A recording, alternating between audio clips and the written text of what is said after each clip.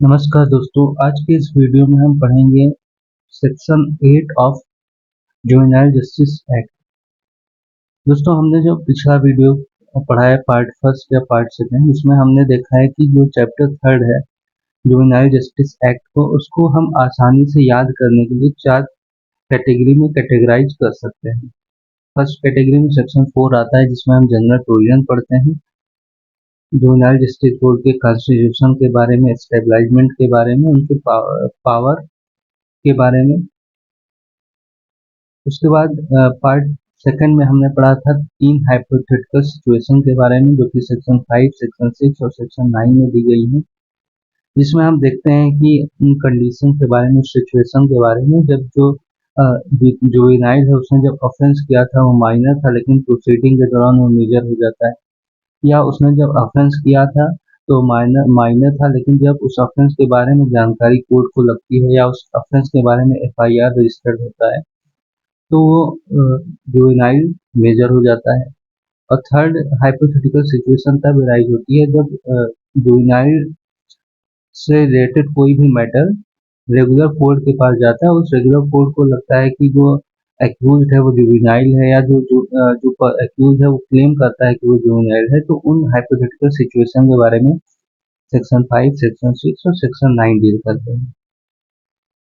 आज के इस वीडियो में दोस्तों हम पढ़ने जा रहे हैं पावर, फंक्शन एंड रिस्पॉन्सिबिलिटीज के बारे में, सेक्शन 8। तो सबसे पहले हम जानते हैं कि पावर के बारे में।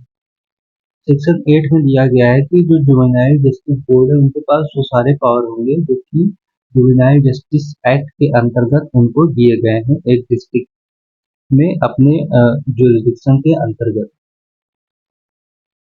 वही हम बात करें सेक्शन 8 का सब क्लॉज 2। सेक्शन 8 का सब क्लॉज 2 बात करता है जो सारे पावर बोर्ड को दिए गए हैं उन पावर्स का यूज चिल्ड्रन कोर्ट कर सकते हैं या हाई कोर्ट कर सकते हैं, ऐसी प्रोसीडिंग जो कि सेक्शन 19 में दिए गए हैं।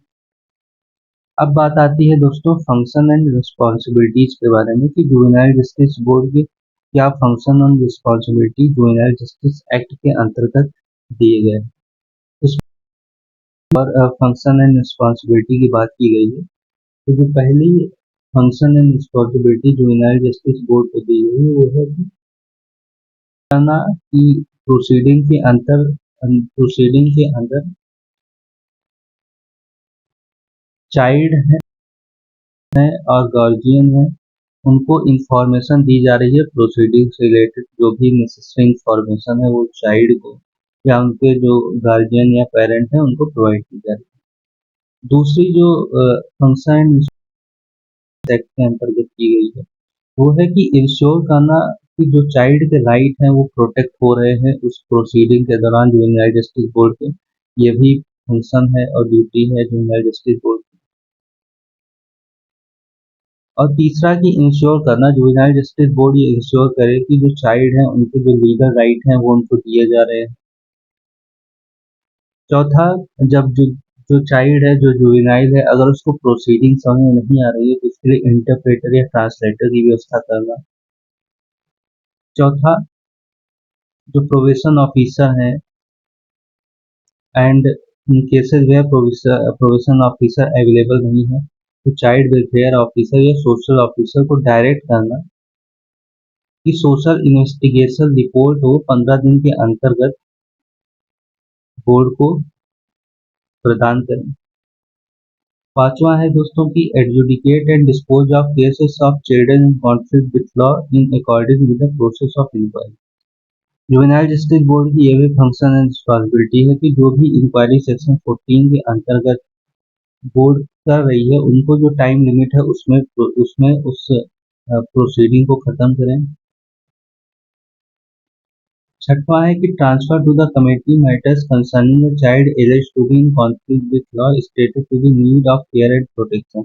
अगर बोर्ड को लगता है कि जो चाइल्ड है कॉन्फ्लिक्ट विद लॉ, उसको need of care and protection की जरूरत है, तो उस चाइल्ड को चाइल्ड वेलफेयर कमेटी को ट्रांसफर करना। सतवां फंक्शन एंड रिस्पॉन्सिबिलिटी है जुवेनाइल जस्टिस बोर्ड की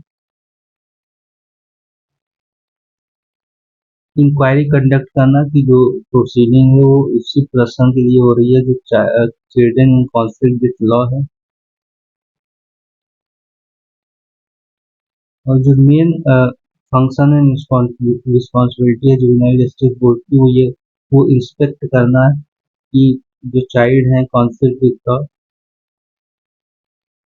उनको quality of service to be district child protection unit के द्वारा जो भी क्वालिटी या सर्विस दी जा रही है उसका इंस्पेक्ट करना। उसके बाद फिर एफआईआर, पुलिस को एफआईआर फाइल करने के लिए भी बोल सकता है जुवेनाइल जस्टिस बोर्ड, जो कि किसी child in conflict with law के अगेंस्ट हुआ हो या child in conflict need of care and protection के अगेंस्ट हुआ हो, तो उस केस में पुलिस को एफआईआर रजिस्टर करने के लिए भी बोल सकता है जुवेनाइल जस्टिस बोर्ड। इसके साथ साथ ही जुवेनाइल जस्टिस बोर्ड कंडक्ट कर सकता है regular inspection of jails means for adults to check if any child is lodged in such jails and take immediate measures for transfer of the child to an observation home or place of safety as the case may be। तो juvenile justice board jail में भी visit कर सकता है। अगर उसको लगता है कि जेल में कोई ऐसा पर्सन है जो कि चाइल्ड है तो उसको इमीडिएट वहां से ट्रांसफर कर सकता है किसी ऑब्जर्वेशन होम में या प्लेस ऑफ सेफ्टी में। उसके बाद फिर सेक्शन 8 के सब क्लॉज 9 में प्रोविजन है कि एनी अदर फंक्शन एज में be prescribe. Juvenile justice board और सारे फंक्शन कर सकता है जो कि प्रिस्क्राइब किए जाए उसको गवर्नमेंट के द्वारा। तो ये सारे function and responsibility juvenile justice board के सेक्शन 8 में दिए गए हैं। तो अगर दोस्तों आपको ये वीडियो अच्छा लगा हो तो प्लीज़ इस वीडियो को लाइक शेयर एंड सब्सक्राइब।